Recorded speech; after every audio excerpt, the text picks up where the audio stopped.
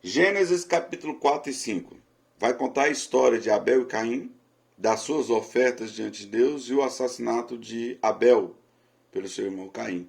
E as consequências que Caim teve por causa desse assassinato, que foi o primeiro assassinato que a Bíblia relata. E mais no final nós vamos ver o nascimento de Sete. Vamos para o vídeo?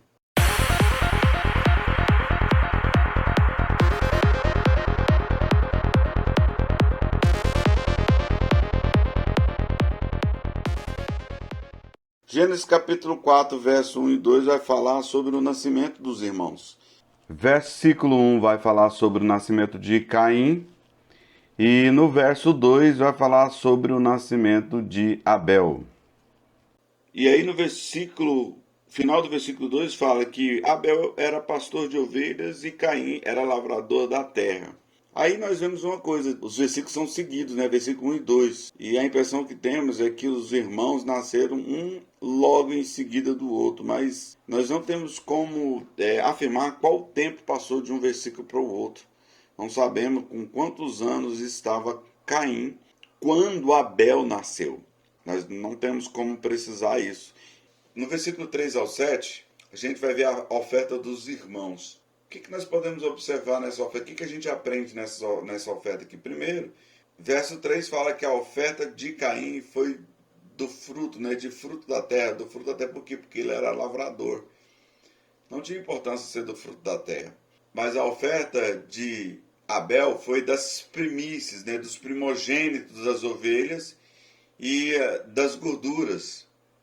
Então, o que a gente aprende nessas duas ofertas? A gente entende que no versículo 3, quando Caim foi dar a sua oferta, ele não preocupou qual era o tipo de oferta que ele estava dando a Deus. E já no versículo 4, Abel, ele preocupou em dar as primícias, né, o primogênito das suas ovelhas, ou seja, o mais velho, o primeiro.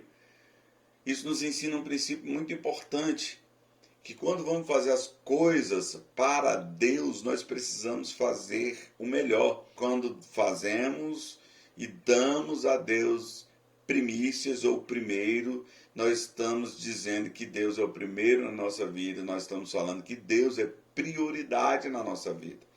É interessante, quando vai ter uma festa de aniversário, que tem um filho, que tem pai, irmão, irmãos, esposa, né, tem um monte de pessoas queridas, às vezes as pessoas falam, para quem vai o primeiro pedaço do bolo? Que significa que é a pessoa que teve mais importância na vida dela quando ela dá. Normalmente o filho ou a filha dá para a mãe, né, ou para o pai. Ele está falando, olha, pai ou mãe, a senhora foi fundamental na minha vida. E isso é um princípio que nós também fazemos com Deus quando fazemos dessa forma, quando escolhemos a primícia, as primeiras coisas para Ele.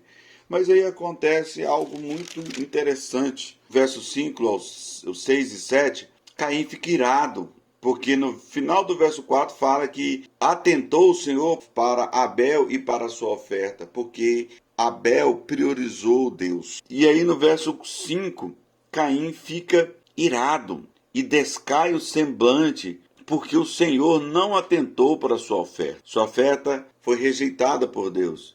E aí o Senhor diz para Caim, por que tiraste e por que descaiu o teu semblante? Aí Deus dá um conselho para ele no verso 7. Se bem fizeras, não é certo que serás aceito? Ou seja, faça a coisa direito. Se for para Deus, dá o seu melhor, dá o seu melhor tempo, dá o seu melhor estudo. Quando for estudar, gaste tempo. Quando for orar, não entre na presença de Deus para orar 5 minutos só. Claro que tem momentos que vai dar para orar só 5 minutos. Mas tira dias para você entrar na presença de Deus e ter um tempo longo de oração. Não faça as coisas corridas. Dá os seus primeiros minutos da manhã para Deus. Acorde e já ore ali 2, 3 minutos apresentando sua vida a Deus. Faça as primeiras coisas para Deus. Recebeu o seu salário, quer ser grato a Deus por ele através de oferta ou de dízimo, não sei. Lá no seu serviço, vai no banheiro, separa o que você quer ofertar ao Senhor, que foi proposto no seu coração. Faça as primeiras coisas para Deus. E aí Deus fala para ele, ó, e se não fizeres bem, o pecado jaz à porta, e sobre ti será o seu desejo, mas sobre ele deves dominar. Então, olha só, nós conseguimos dominar muitas coisas na nossa vida, muitos comportamentos, ira, contenda, críticas. Então, domine os seus desejos. Não deixe ele sucumbir à sua vida, mas faça com que o seu desejo seja submisso à vontade do Espírito. Faça isso, lute por isso. Gênesis capítulo 4, do versículo 8 ao 26, vão ser vários acontecimentos. O que a gente vê aí no verso 8 é o assassinato de Abel. Caim pega Abel, vai para o campo, e lá ele se levanta contra seu irmão e o mata. E aí Deus, verso 9 ao 12, confronta Caim com essa situação. Por quê?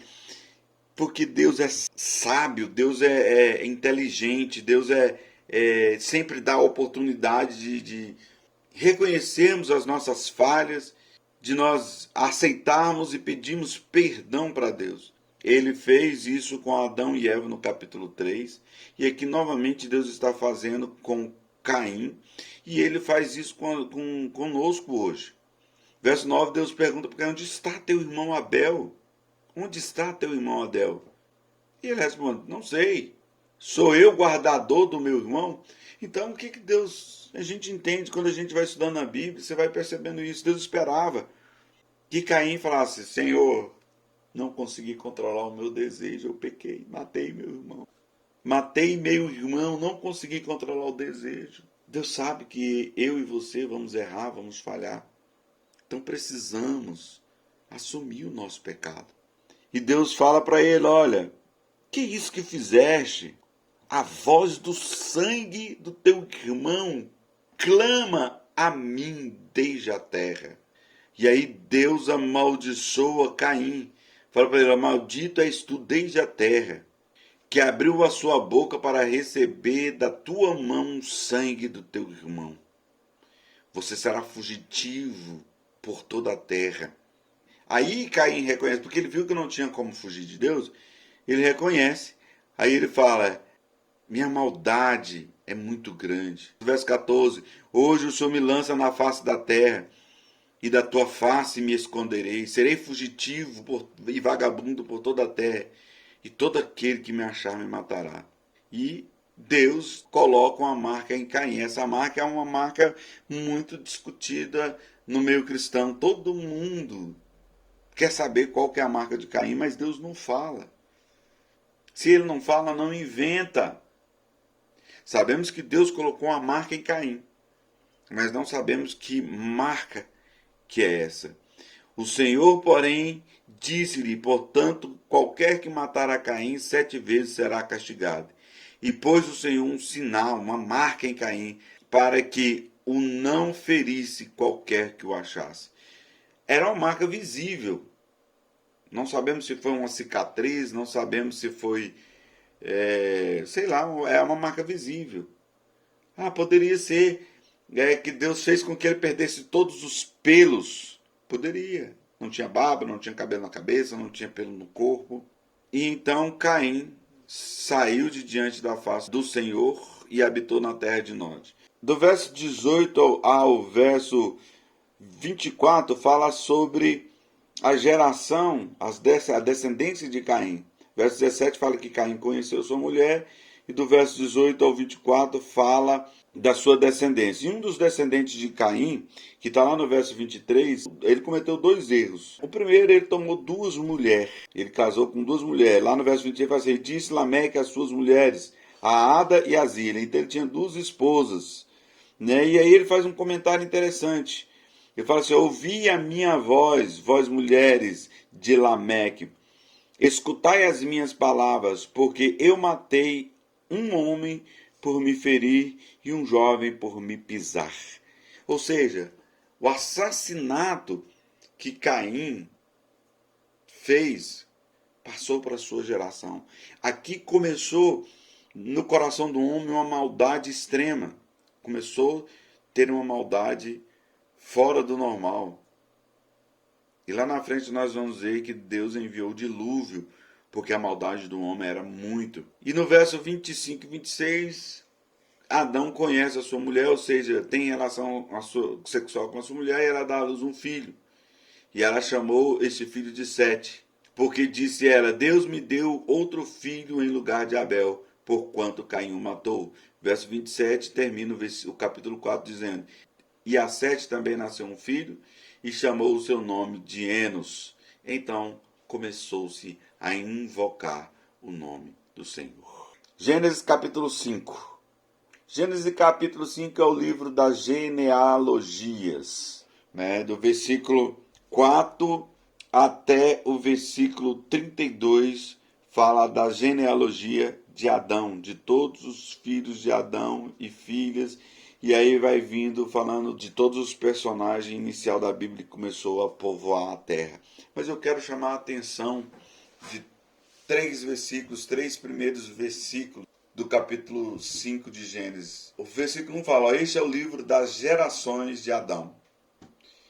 No dia em que Deus criou o homem, à semelhança de Deus o fez. Deus fez, criou o homem à sua imagem e à sua semelhança. Verso 2 fala assim: Homem e mulher os criou e os abençoou e chamou o seu nome Adão, no dia em que foram criados. No verso 3 tem algo muito interessante. A partir do verso 3 fala assim: E Adão viveu 130 anos e gerou um filho à sua semelhança, conforme a sua imagem, e pôs-lhe um nome de Sete. Preste atenção. Aqui, fala que o homem, no verso 1, foi criado à imagem e semelhança de Deus. Isso antes da queda. Depois da queda, aqui no verso 3, depois que Adão foi lançado para fora do jardim do Éden, fala que ele começou a gerar filhos, não mais à imagem e semelhança de Deus, mas sim a sua própria imagem e própria semelhança. E aqui nós temos algo que aconteceu na vida da humanidade, de todos os homens. Nós somos a imagem e semelhança de Adão, uma imagem caída. Lá em Cristo Jesus, nós vamos novamente, a humanidade novamente se torna a imagem e semelhança de Deus. Pessoal, mais um vídeo postado. Espero que vocês gostem desse vídeo, sejam abençoados por ele. Se você gostou do conteúdo, por favor, dê o seu like, faça o seu comentário para que esse vídeo alcance o máximo de pessoas possível. Estou colocando aqui o primeiro vídeo que eu coloquei e o vídeo também falando sobre a mulher de Caim. Deus abençoe a todos.